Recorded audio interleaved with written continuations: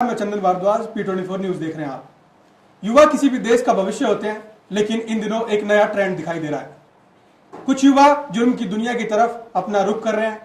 वो लगातार कुख्यात गैंग में शामिल हो रहे हैं, लेकिन इसके पीछे वजह क्या है? वो कुख्यात गैंग की तरफ क्यों आकर्षित हो रहे हैं और कैसे ये जो सीरीज है, फिल्म की दुनिया की सीरीज है और फिल्म है, वो किस तरह से युवाओं को प्रभावित कर रहे हैं जुर्म की तरफ जाने के लिए। आज इसी बात पर हम चर्चा करेंगे, विस्तार से चर्चा करेंगे। हमारे साथ दिल्ली पुलिस के रिटायर्ड एसीपी राज सिंह मौजूद हैं। सर, स्वागत है आपका P24 न्यूज में। चंदन जी, बहुत बहुत धन्यवाद, आपने मुझे अपने स्टूडियो में बुलाया। जी सर, इन दिनों देखा गया है कि अपराध के अंदर युवाओं का जो है रुझान ज्यादा बढ़ता दिख रहा है। सर, वजह क्या है? देखिए चंदन जी, इसकी वजह एक से ज़्यादा हैं। जैसे भाई उसको अपनी भौतिक ज़रूरतें पूरी करनी हैं, उसको अल्टरनेट कोई काम धंधा नहीं है तो उसको किसी गैंग में कोई काम मिलता है, वो उसको एंगेज हो जाता है। इसके अलावा एक रोमांच जो है वो बढ़ा हुआ है युवाओं में, ख़ासतौर से जो टीन एज के युवा हैं, कि इस प्रोफेशन के प्रति, इस पे क्राइम के प्रति एक रोमांच वाली स्थिति है और ये इसका काफ़ी ग्लोरिफिकेशन है। तो इसको लेके ये युवा जो हैं वो काफ़ी क्राइम की तरफ उनका झुकाव रहता है और उसमें शामिल होते हैं। तो सर, अगला सवाल यह है कि क्रिमिनल गैंग में कम उम्र की लड़कियां शामिल हो रही हैं। अभी राजौरी गार्डन में भी मामला सामने आया था, जहां पर अनु धनखड़ नाम की एक लड़की है जिसकी तलाश अभी पुलिस भी कर रही है। तो सर, इसके पीछे क्या वजह है और गैंग जो कम उम्र की लड़कियां हैं उसको किस तरह से इस्तेमाल करती है? चंदन जी, ये बड़ा इम्पोर्टेंट सवाल है आपका। आजकल लड़कियां क्यों ज़्यादा आ रही हैं क्राइम में? तो इसका एक वजह ये है कि जो पहले सोशल डिस्टेंसिंग होती थी मेल और फीमेल के बीच में, वो घट रही हैं और लड़कियां जो हैं से वो सोशल नेटवर्किंग साइट्स हैं या कहीं स्कूल कॉलेज में साथ पढ़ते पढ़ते अगर कोई मेल फ्रेंड उसका क्राइम में है और उसकी उससे फ्रेंडशिप रही है तो उसके भी पूरे चांसेस रहते हैं कि वो उसका भी क्राइम की तरफ झुकाव हो जाए और वो भी अपने फ्रेंड के साथ उसके क्रिमिनल एक्टिविटीज़ में इन्वॉल्व हो जाए। सर, इसी से जुड़ता हुआ एक सवाल है कि जो कम उम्र की लड़कियां शामिल तो हो जाती है, आपने बता दिया, लेकिन और ये इनका इस्तेमाल गैंग कैसे करते हैं सर? इस्तेमाल कई तरह से हो सकता है। जब कोई ये क्राइम कमिट करते हैं तो वहाँ साथ भी हो सकती हैं और जिसको शैडो के तौर पे यूज़ कर सकते हैं। कहीं क्राइम कर रहे हैं और बाहर वो उसकी निगरानी करे, कोई ऐसी कोई पोटेंशियल थ्रेट है जो अपराध को रोकने में कोई बाधा डाले या कोई उन पर एक्शन ले तो उस पर वो अलर्ट कर दे। और हनी ट्रैपिंग में भी है। इस जो राजौरी गार्डन की वारदात का आपने जिक्र किया है, इसमें हनी ट्रैपिंग हुआ है। जिस तरह से आपको अगर वीडियो फुटेज आपने देखा होगा तो वो रेस्टोरेंट में आई है पहले, उसके बाद वो उसका मेल साथी है वो आया है जिसको उसने ट्रैप किया है और उसने किसी तरह से अलूर करके उसको प्रलोभन देके उसको वहाँ बुलाया है। उसके बाद फिर जो क्रिमिनल्स थे उन्होंने आके अपनी वारदात को सरंजाम दिया है। सर, इन दिनों देखा गया है कि जो गैंगस्टर हैं वो वर्चस्व की लड़ाई लड़ रहे हैं और एक तरह से बड़ी घटना को अंजाम देकर ये साबित करना चाह रहे हैं कि हमारा गैंग ज्यादा बड़ा है। सर, इसके पीछे क्या वजह है? देखो, इसमें चंदन जी दो बातें हैं।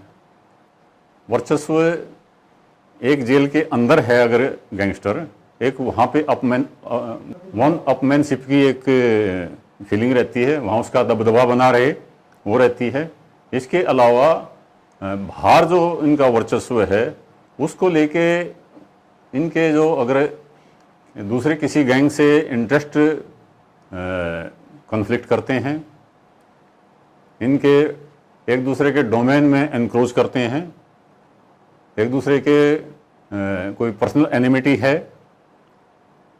किसी कोई जहाँ उनका इन्फ्लुएंस है वहाँ दूसरा कोई गैंग जाके इनक्रोच करता है, दूसरा गैंग जाके अपना इन्फ्लुएंस जमाने की कोशिश करता है, तो लड़ाई इसकी रहती है।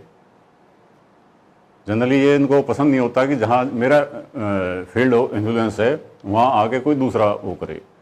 मैं इसमें एक उदाहरण देना चाहूँगा। एक रजौरी गार्डन का काफ़ी बड़ा बदमाश था, 65-70 के करीब उसके ऊपर अलग तरह के केस थे, जिसको हमने क्राइम में रहते हुए अरेस्ट किया था।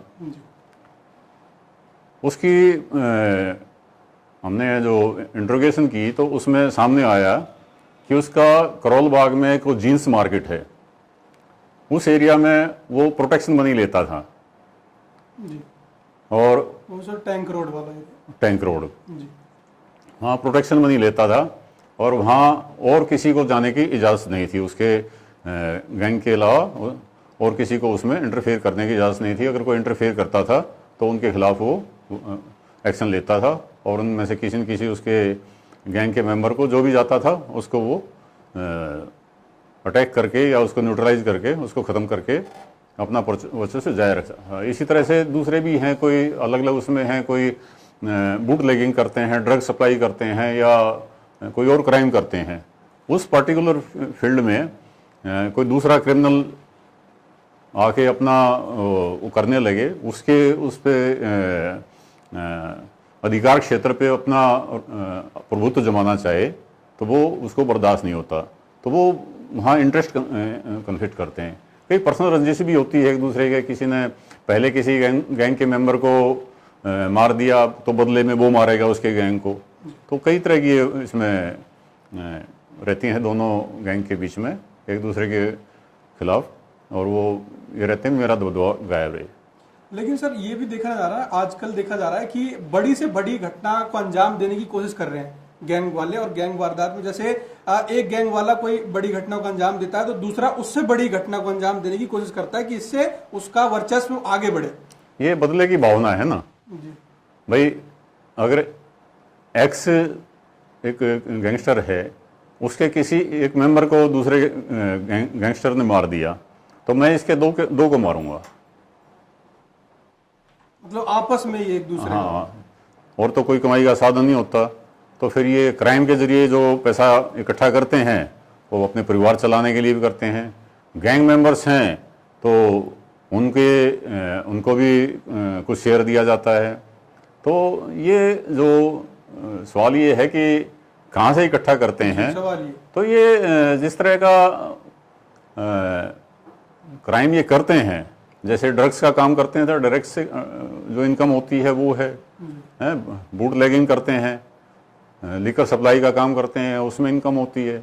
अदरवाइज ये एक्सटॉर्शन जो हमारा तजुर्बा है, जो एक्सटॉर्शन है, एक्सटॉर्शन से ज़्यादा पैसा कमाते हैं, जिसमें भाई टारगेट करते हैं कोई अच्छा बिजनेसमैन हो, इंडस्ट्रियलिस्ट हो, या फिर जिसकी अच्छी 1 नंबर से 2 नंबर से अच्छी इनकम हो, उनको टारगेट करते हैं और उनको थ्रेट करके वहाँ से पैसा लेते हैं। और ये हमने देखा है कि एक बार ये जिस उससे होता है तो उससे वो रेगुलर एक अपना सोर्स ऑफ इनकम बना लेते हैं, रेगुलर उससे पैसा उगाही करते हैं।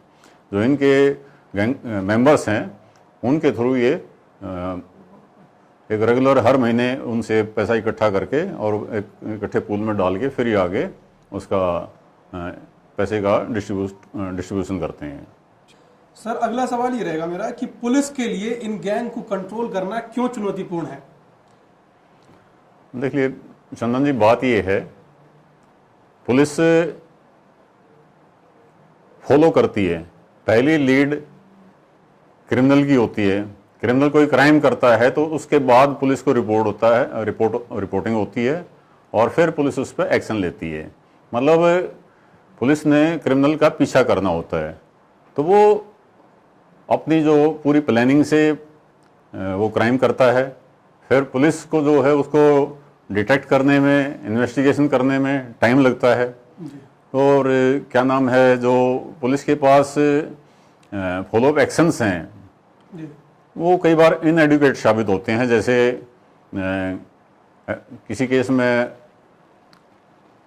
अरेस्ट कर दिया, एफआईआर दर्ज होगी, अरेस्ट कर दिया, जेल में भेज दिया, तो वो कहीं कोई लूप होल्स है तो जल्दी बेल आउट हो जाते हैं, और नहीं तो वो जेल से भी ऑपरेट करते हैं। पुलिस ने तो अरेस्ट करके अंदर भेज दिया, फिर उसके बाद तो पुलिस का कोई कंट्रोल नहीं होता। ऐसा नहीं है कि एक गैंगस्टर्स को आपने अरेस्ट कर लिया तो और नहीं आएंगे, तो ये चलता रहता है। और पुलिस के पास जो इसके एफआईआर दर्ज करने के अलावा और दूसरे हैं, उसका हिस्ट्री शीट खोल दिया, उसको सर्वेलेंस पे रख लिया, या उसको दिल्ली आउट करा दिया, तो वो कई बार इतने ज़्यादा इफेक्टिव नहीं होते, लेकिन और कोई चारा भी नहीं है।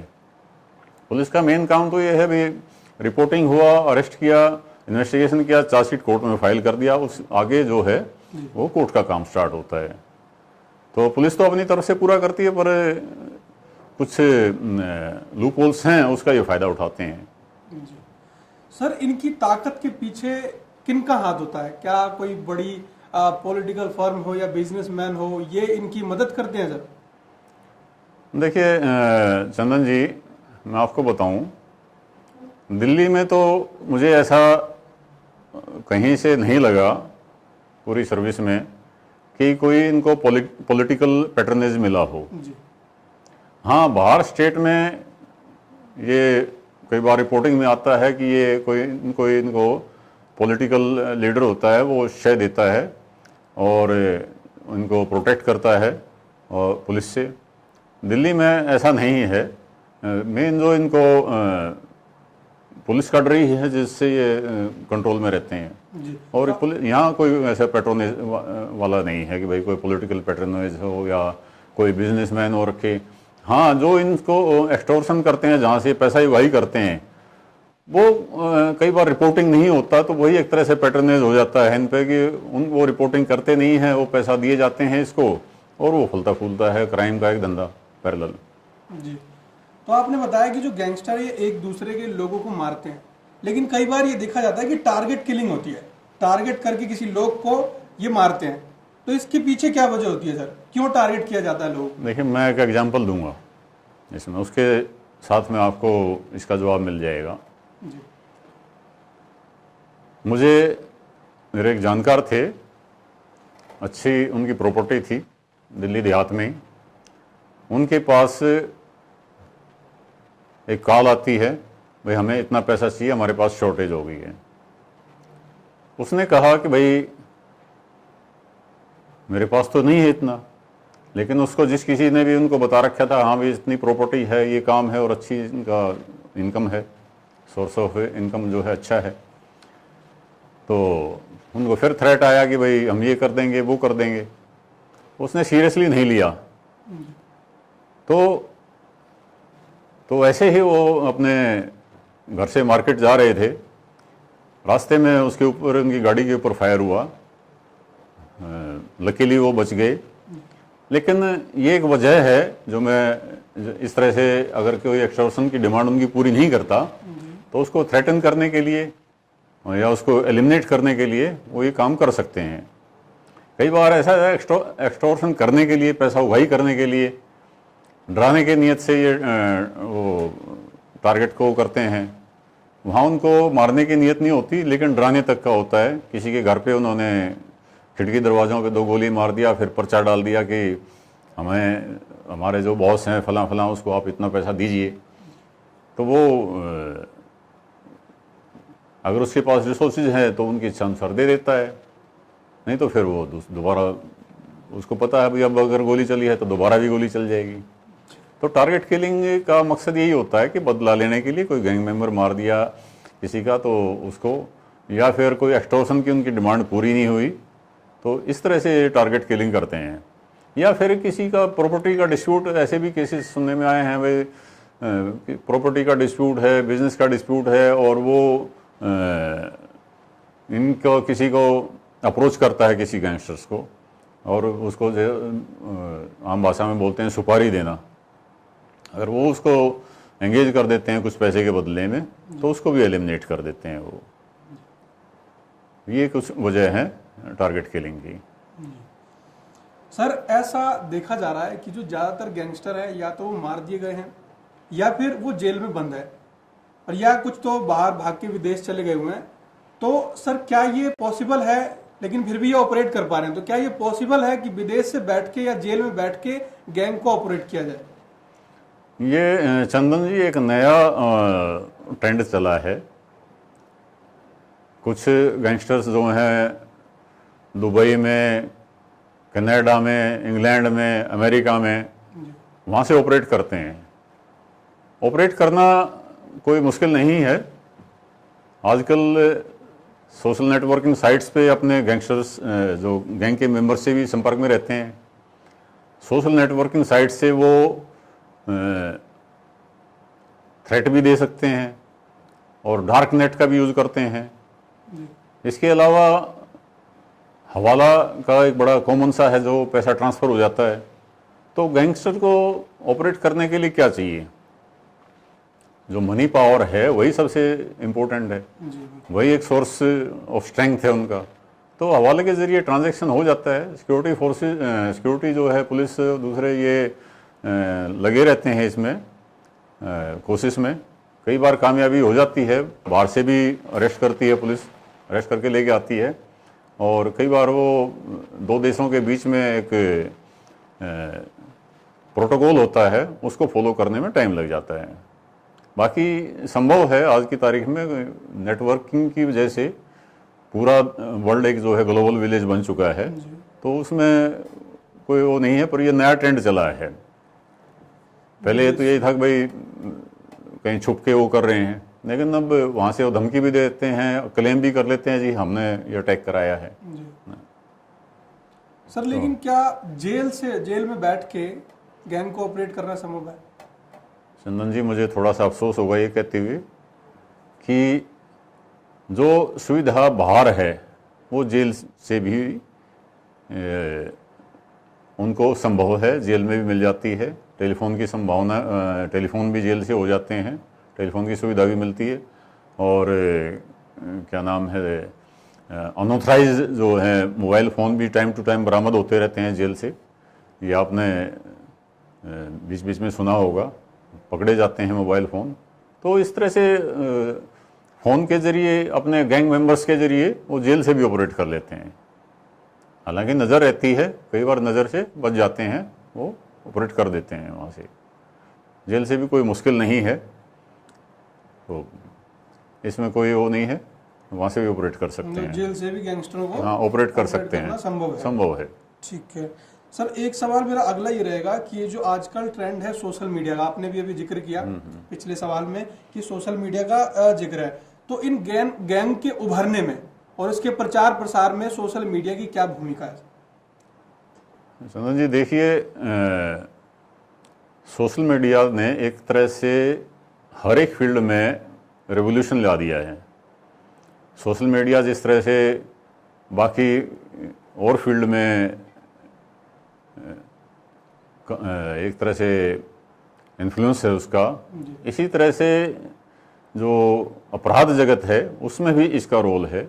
आप देखेंगे गैंगस्टर्स के नाम से फैन ग्रुप इस पे फेसबुक पे चलाए जाते हैं। उनके उसमें ग्लोरिफिकेशन में उनको ग्लोरीफाई करते हुए, उनको हीरो बनाते हुए गाने बना के यूट्यूब पे मिल जाएंगे। तो ये व्हाट्सएप ग्रुप हैं। तो और ज़्यादा देखें तो आप फिल्मों में ग्लोरिफिकेशन है गैंगस्टर्स का। फिल्मों को देख के क्राइम करने के तरीके ढूंढते हैं।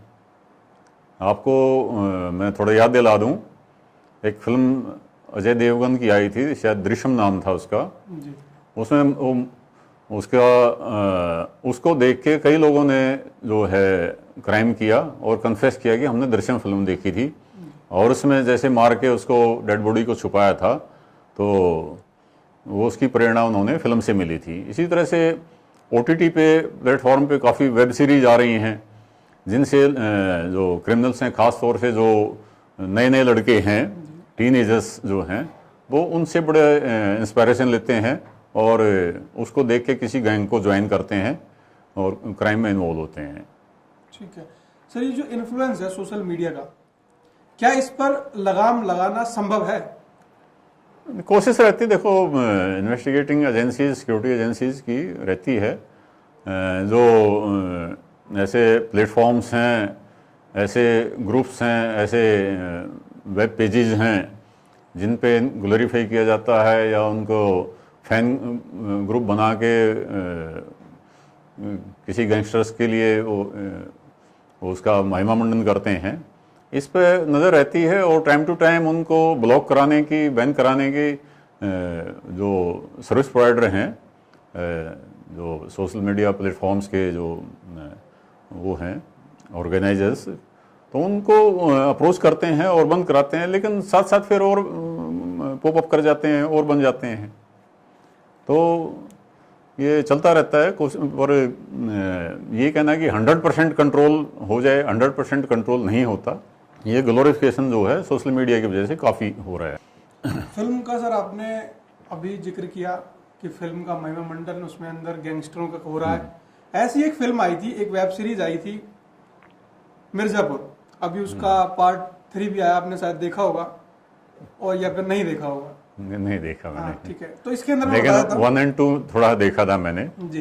तो जो 2 जो था और 1 था, उसके अंदर एक मुन्ना भैया का कैरेक्टर है, उसने लोगों पे, युवाओं पे बहुत ज्यादा इफेक्ट छोड़ा और उसको काफी पसंद किया गया। और इसकी वजह भी बहुत बताई जा रही है कि जो युवा है वो गैंगिज्म में ज्यादा इसमें इन्वॉल्व हो रहे हैं। तो सर इसका जो और महिमा मंडन कर रहे हैं, जैसे एक क्रिमिनल आई थी, बॉलीवुड की फिल्म है, उसके अंदर भी ऐसे ही हिंसा को ज्यादा बढ़ा चढ़ा कर दिखाया गया। तो इस चीज पे भी क्या कहना है सर आप? ये वही बात है कि जो टीनेज के जो बच्चे हैं, यूथ्स हैं, उनका दिमाग इतना परिपक्व नहीं होता है और वो आसानी से इम्प्रेस हो जाते हैं। जो विक्टिम है, कंप्लेनेंट है, विटनेस है, और वो केस ट्रायल के लिए आया कोर्ट में, तो कंप्लेनेंट ने का संबंध आया तो उसके पास कहीं से फ़ोन आ गया, भाई आपने अपने परिवार का भला चाहना है तो आप जो है बयान हमारे खिलाफ नहीं देना है। वो सलाह लेने के लिए आया तो हमने कहा भाई आप देखिए, न्याय पाना है तो आपने बयान ठीक देना पड़ेगा। यही थ्रेट की बात, तो आप एक कंप्लेंट कर दीजिए, उसमें आपको सिक्योरिटी मिल जाएगी। हमने जैसे उसको लीगल सजेशन उसको दिया, तो वो सलाह लेके चला गया, लेकिन बाद में पता चला कि वो हॉस्टाइल हो गया और उसने कोर्ट में गैंगस्टर्स के खिलाफ बयान नहीं दिया। सर सवाल मेरे और भी है, लेकिन उससे पहले मैं एक सवाल, मेरा ये अपना सवाल था कि आपकी जो जीवन में आपने पुलिस को दिया, इतने साल दिया आपने, उसके अंदर सबसे वियर्ड जो केस था वो आपने क्या देखा? अगर वो कुछ अपराध और युवा से रिलेटेड हो तो वो शेयर कीजिए। देखिए, ये जो टीन एज है 16-17 से लेके 19-20 तक की, ये बड़ी सेंसिटिव है जी। इसमें बच्चा बनता है या बिगड़ जाता है, आम कहावत भी है जी। तो मैं एक एग्जाम्पल दूंगा।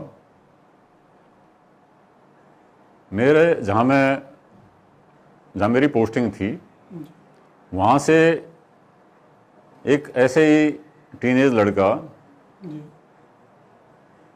साइड के किसी थाने में पकड़ा गया।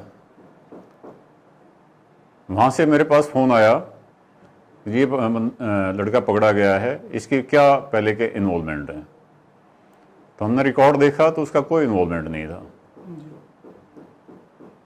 तो उन्होंने बताया जी ये ठीक है, हमारी कस्टडी में है, आप के एरिया का बच्चा है तो आपको बता दिया। हमने उसके पेरेंट्स को बुलाया, भाई आपको पता है आपका बच्चा कहाँ है? तो उसने बताया कि जी मुझे नहीं मालूम कहाँ है, वो चला जाता है, कई बार कई दिन बाद आता है। और जो बताया तो उसने बड़ा वो नॉर्मल तरीके से बताया कि ये नॉर्मल बात है जी। और हमें हैरानी हुई, एक ऐसा टीनेज लड़का और माँ बाप उसके बारे में चिंतित नहीं है हमारा बच्चा कहाँ है, तो ये बड़ी एक गंभीर बात है। उसको, पेरेंट्स को, गार्जियंस को पता होना चाहिए हमारा बच्चा कहाँ है, किस संगत में है, और वो वहाँ हीनियस क्राइम में अरेस्ट हुआ। इसी तरह से एक और हादसा मैं आपके सामने जिक्र करना चाहूँगा। मुंबई से मेरे पास फ़ोन आया किसी थाने से, ना जी आपके थाने में कोई फलां फलां नाम के बच्चों की मिसिंग रिपोर्ट है। तो हमारे थाने में कोई मिसिंग रिपोर्ट नहीं थी। तो उन्होंने उनके पूरे नाम एड्रेस लिखा है, नो जी मुंबई आए हुए हैं, 5 या 6 बच्चे थे और इसी एज ग्रुप के थे, 16, 17, 18, 19 कुछ इसी एज ग्रुप के थे, ये आए हुए हैं। तो अभी मैं घर से पता कराता हूँ। तो घर से उनके पेरेंट्स को बुलाया, उन्होंने भी सेम ऐसा ही जवाब दिया कि जी कई दिन से नहीं है, पर हमने ये सोचा होगा कि कहीं रिश्तेदारी में चला गया, कहीं इधर चला गया। तो ये बड़ी चिंता की बात है। इसमें पेरेंट्स को देखना चाहिए। उनको हमने फिर स्टाफ भेज के उनको बुलवाया और वो कोई किसी क्राइम में इन्वॉल्व होने से बच गए। बाद में उन्होंने बताया हम किसी फलां फिल्म स्टार से मिलने के लिए चल गए थे, ट्रेन पकड़ी और हम चले गए। तो ये एक बड़ी चिंता की बात है। इसमें पेरेंट्स को सोचना चाहिए, पता अपने बच्चे पे नज़र रखनी चाहिए, कहाँ जाता है, कहाँ आता है, किसके साथ बैठता है, क्या उसकी संगति है, इस पीछे नज़र रखनी चाहिए। बाकी केसेस तो बहुत हैं, पर ये 2 चीज़ें मैं आपके माध्यम से आपके दर्शकों को बताना चाहूँगा। जी सर, एक सवाल ये था कि ये जो युवा हैं, इनकी जो गैंगिज्म में जाने की या जो अपराध की दुनिया में जाने की स्टार्टिंग क्या होता है? कई लोग ये भी कहते हैं कि पैसे की तंगी या फिर बेरोजगारी के बाद ये लोग गैंग की तरफ अट्रैक्ट होते हैं और उसके अंदर शामिल हो जाते हैं। तो क्या ये सही रीज़न है या और भी कुछ रीज़न? चंदन जी, रीजन एक से ज़्यादा हो सकते हैं। बिल्कुल। एक जो बताया कि पैसे की तंगी है, तो ये भी एक रीजन हो सकता है, लेकिन काफ़ी सारे केसेस ऐसे भी देखे गए, अच्छे खाते पीते घरों के बच्चे भी इसकी तरफ इन्वॉल्व हो रहे हैं। तो मेन रीजन वही है कि वो एक तरह से थ्रिल है इसमें, जैसे फिल्मों से या उससे वो लेके उसमें थ्रिल ढूंढते हैं, उनका ग्लोरिफिकेशन सुनते हैं सोशल मीडिया पे, और कई इत्फाक से भी हो जाता है। जैसे पहले छोटे मोटे किसी केस में झगड़े में बंद हुआ और वो उसको मैं जेल चला गया, वो हफ्ता 10 दिन में 15 दिन में जमानत पे आता है, तो वहाँ जो गैंगस्टर्स हैं, क्रिमिनल्स हैं, उनके संपर्क में रहता है और वहाँ से वो कहीं इन्फ्लुएंस हो गया आ जाता है उनके वहाँ के उससे, उनकी बातों से, और वहाँ बाहर आ गए फिर वो उनका गैंग का मेंबर बन जाता है। तो एक एग्जांपल मैं आपके साथ शेयर कर सकता हूँ। 751 में बंद हुआ एक लड़का, उसको 3-4 दिन के लिए जेल भेज दिया, पड़ोसी से झगड़ा हुआ, हो जाता है नॉर्मल, जेल भेज दिया। सर ये 751 क्या? एक प्रिवेंटिव एक्शन है, झगड़ा हो जाए, जैसे 2 पड़ोसियों के बीच में किसी चीज़ के ऊपर झगड़ा हो जाए, स्कूटर क्यों खड़ा कर दिया, आपका पानी हमारे घर के सामने क्यों गिरा दिया, ऐसे करके। तो 107, 151 CRPC के तहत एक प्रिवेंटिव एक्शन होता है वे शांति बनाए रखने के लिए। तो उसमें ज़्यादा FIR दर्ज नहीं होती, प्रिवेंटिव एक्शन होता है, प्रिवेंटिव उसकी अरेस्ट होती है। वो 3-4 दिन के लिए अंदर चला गया, बाद में उसको बॉन्ड भरवा के अंडरटेकिंग लेके उनको छोड़ देते हैं, केस को ख़त्म कर देते हैं। लेकिन वो जो जेल गया, यहाँ मैं क्यों कह रहा हूँ आपको, कुछ साल पहले की बात है, दिल्ली के एक स्कूल में स्कूल के बच्चे ने स्कूल टीचर को चाकू मार के मार दिया। ये शायद नांगलोई का एरिया था, वहाँ मार दिया। तो चाकू एकदम तो आया नहीं। तो पेरेंट्स को ये इनिशिएटिव लेना चाहिए, अपने बच्चे पे नज़र रखें। ठीक है, माँ बाप भी आज की तारीख में काफ़ी व्यस्त हैं काम धंधे को लेकर। आजकल कपल जो हैं दोनों जॉब करते हैं, दोनों काम धंधा करते हैं, तो कहीं ना कहीं बच्चों के प्रति वो थोड़े से लापरवाह हो जाते हैं। वो लापरवाही की ज़रूरत नहीं है बरतने की, ख़ास तौर से टीनेज ग्रुप में। उसके अलावा टीचर स्कूल में जाते हैं, टीचर्स भी थोड़ा सेंसिटाइज करें, और सिविल सोसाइटी का भी रोल है, पुलिस तो खैर करती है, पुलिस इंटरेक्टिव सेशंस रखती है यूथ के साथ स्कूलों के माध्यम से, या जो कॉलोनियों में मीटिंग करके। इसके अलावा जुडिशरी है, वहाँ भी एक रोल लिया जाता है। पर मेन जो स्टार्टिंग रोल है वो मैं ये कहूँगा कि पेरेंट्स, टीचर्स, सिविल सोसाइटी, और कुछ देखना चाहिए हमारे जो ये जो फिल्म प्रोडक्शन में है या वेब सीरीज की प्रोडक्शन में इन्वॉल्व हैं, वो भी कुछ इस तरह का रखें ध्यान कि भाई इसका असर क्या पड़ेगा बच्चों पे, उसको लेके अपने कंटेंट्स को इस तरह से बनाएं कि वो एक पॉजिटिव असर जाए, नेगेटिव असर ना पड़े बच्चों पे। कि जो क्राइम की दुनिया में युवा कैसे उसके अंदर जा रहे हैं, कैसे दाखिल हो रहे हैं, क्या वजह है और उससे कैसे बचा जा सकता है।